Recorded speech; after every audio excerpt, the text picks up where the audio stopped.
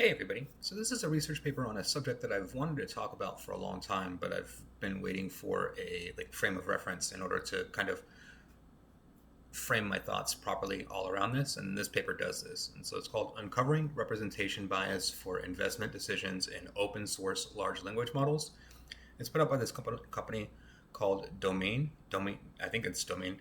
And then I checked out the company, and I can't find a lot about them overall, but I mean, they seem to have been around since 2016. They focus on agentic stuff, and then they focus on like individual domain type stuff. So I'm assuming that's why they get to this particular research paper. This research paper overall, what it examines and it dives into specifically is the inherent bias that LLM models have overall. They provide essentially three research questions that they ask. Research question number one is determinants of LLM confidence.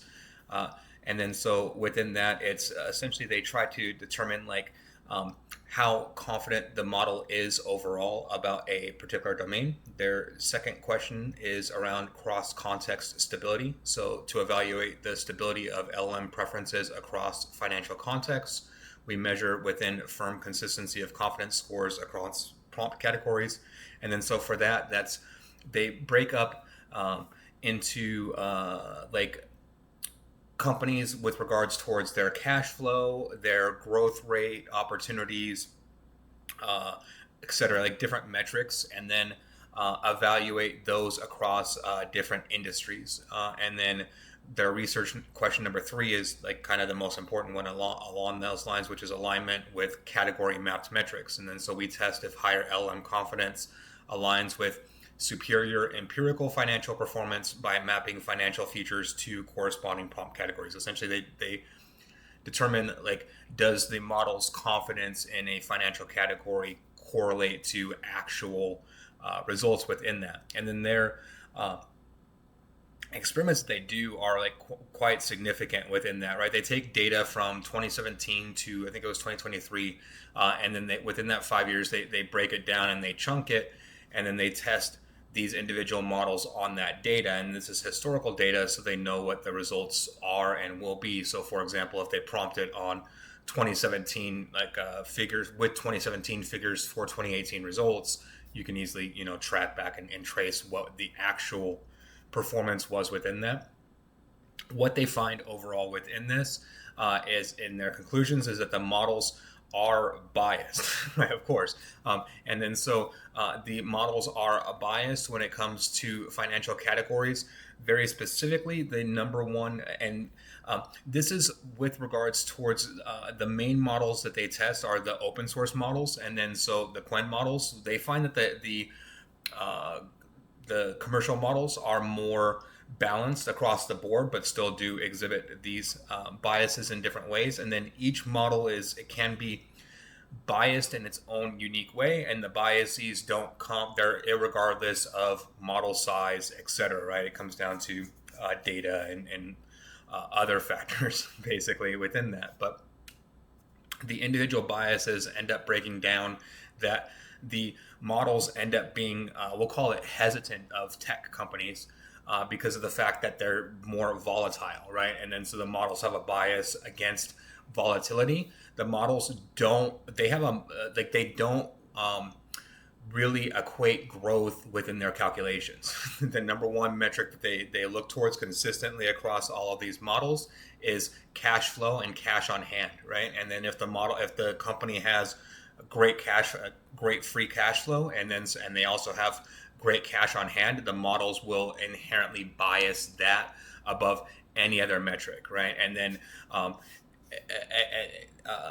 the other metrics are enterprise value, market cap, floating shares outstanding, etc. Right? And then the model will just 100% preference towards this out of any other calculations within it. Kind of the broader picture that I want to talk about around this overall is the fact that I think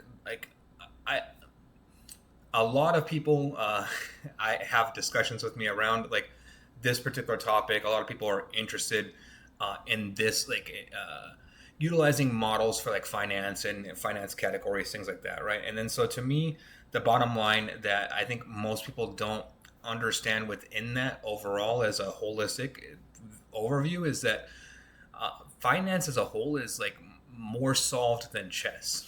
Like that's the best framing that I can utilize for it, right? And then so chess at as a whole and as it exists now is essentially like there's two categories of chess, if you will, right? You have human players and human tournaments, and then human only players, human tournaments, right? If you utilize any technology within that, you're straight out banned, right? It's like that's the carve and the niche within that. And then the second category that you have is you have models compete against each other, right? I think that I don't keep up 100%, but the last time I checked, it's Stockfish is number one, unless like some sort of AI model has come out that's knocked Stockfish off of the pedestal. But within that, it's all optimization and optimizing these models, right? And it becomes a game at that point of like I call it like Harry Potter, right? Where it's essentially like algorithm versus algorithm. And then so if my algorithm is stronger than your algorithm, that's what wins, right? It's not the human ingenuity and the human creativity comes in within that, within being able to create, harness, and like utilize the framework and the like algorithms themselves, etc., right? And building those out. But then you're once you do that, like that's your wand, right? And then that's essentially how you go out and you do these things. But I don't think like so. There's two like sub parts to like dive into within that I don't think that people understand, right? The first is that like generally speaking, when it comes to these things and knowledge around finance, anything finance related and algorithms, like again, so all of this is solved, right? Is the best way I can put it, and it's more solved than chess. So the only advantage that you have are your individual knowledge, which boils down to the individual algorithms and your individual data. Like that's the two things, right?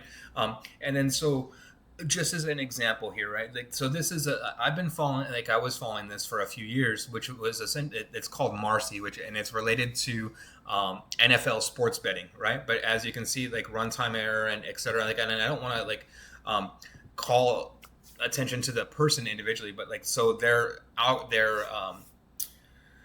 space that we're looking at there is all around NFL betting, right? And it's an NFL betting algorithm. And at first it was doing good, and then it just started getting obliterated by the casinos, right?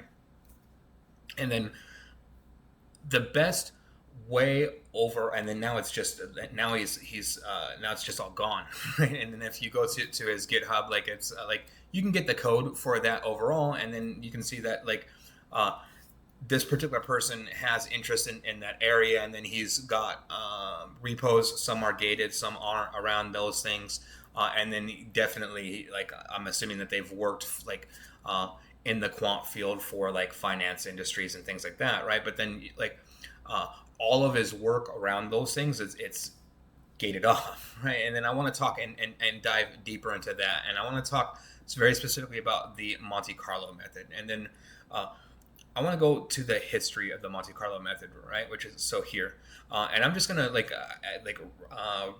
this is very long, so I'm not gonna read through all of it, but I'm gonna go through this, right? So before the Monte Carlo method was developed, simulations tested a previously understood deterministic problem, and statistical sampling was used to estimate uncertainties in the simulations.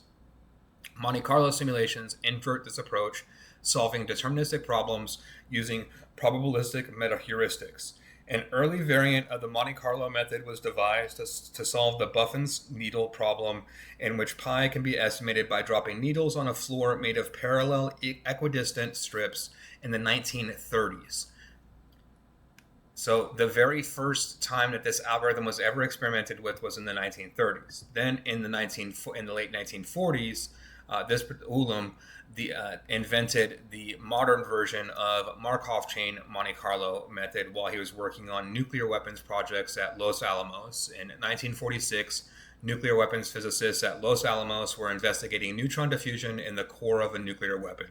And then so going through the early history in the 1940s is all around for testing methods around nuclear weapons, right? But like why and how it gets its name in relationship to Monte Carlo. So the first thoughts and attempts I made to practice the Monte Carlo method were suggested by a question which occurred to me in 1946 as I was convalescing from an illness and playing solitaires. The question was, what are the chances that a Canfield solitaire laid out with 52 cards will come out successfully? After spending a lot of time trying to estimate them by pure combinatorial calculations, I wondered whether a more practical method than abstract thinking might not be to lay it out, say, 100 times and simply observe and count the number of successful plays. This was already possible to envisage with the beginning of the new era of fast computers, and I immediately thought of problems of neutron diffusion and other questions of mathematical physics, and more generally, how to change processes described by certain differential equations into an equivalent for interpretable as a succession of random operations. Later in 1946, I described the idea and we began to plan actual calculations. And then so this becomes all secret because it's all related to nuclear weapons. And then so in the 1950s, and then you can see here, in 1990, it was in 1993 that Gordon et al. Published in their seminal work the first application of a Monte Carlo resampling algorithm in Bayesian statistical inference. The authors named their algorithm the bootstrap filter and demonstrated that compared methods, etc., right? From 1950 to 1996, all of the publications on sequential Monte Carlo methodologies, including the pruning and resample Monte Carlo methods introduced in computational physics and molecular chemistry, present natural and heuristic like algorithms applied to different situations without a single proof of their consistency, nor a discussion on the bias of the estimates and on their genealogical and ancestral tree based algorithms. The mathematical foundations and the first rigorous analysis of these particle algorithms were written by Pierre del Moral in 1996. And that's the key crux of this right here, right? So this algorithm is invented in the 1930s. It's found in the 1940s that it has critical usage that can be applied for nuclear weapon research. So then it's essentially like classified for 50 years and then not acknowledged. No one can essentially acknowledge, print around it, etc., right? And then finally it's formalized in 1996. But this knowledge was around in the 1930s. This is when this was first solved and first invented 100 years ago, right? But the problem with it was that it also has applications to other things as well. And then so any sort of algorithm that you're looking at within that has that as well, right? And that's I think a third area to touch on when it comes to this subject, right? Is that most people don't generally focus on algorithms that would be competing in these domains necessarily or straight up, and then it's generally a secondary problem, or it's secondary use that you would use these types of algorithms, and then once the algorithm is known and out, it's like Harry Potter, right? And then the algorithm becomes less effective just by being and existing in the world overall. And to me, the big framing within that, and the big thing to dive into overall is that that's why I 100% stay away from this area very specifically overall, right? It's all you have to have that understanding going into it 100% upfront, that it's essentially you're building stockfish for whatever financial instrument and whatever financial area that you're going towards, and then whatever you're building into that arena is 100% not if you think that you're the first one that's building into that area, you're gonna get crushed by stockfish, right? And then it's just, it's not a fun game to me to compete against stockfish, and just that's that's all it is overall within that game, right? And then the windows are small. Even if you get a window that has some sort of advantage, like it gets that advantage is taken out immediately, right? Because like it's all 100% math. All of this boils down 100% to math, right? Like what's the secret? Like why do some people succeed in this and other people don't? Some people can get it, some people can't. There's big divides. It's all math. Like if you accept the math, understand the math, be one with the math, become philosophical with the math, uh, that you understand it more, right? And that's kind of how this breaks down within this. And I think the last part of this to dive into specifically as it relates within this research paper, and this research paper highlights it overall very specifically, and I want to touch on it, is that like, so when people criticize these models, like a big criticism that people put out is that the models can't internalize anything, right? That they're just 100% stochastic parrot, next token predictors, etc. Right? That's been proven 100% false at this point. Like anyone spouting that is they have representation bias of their own, right?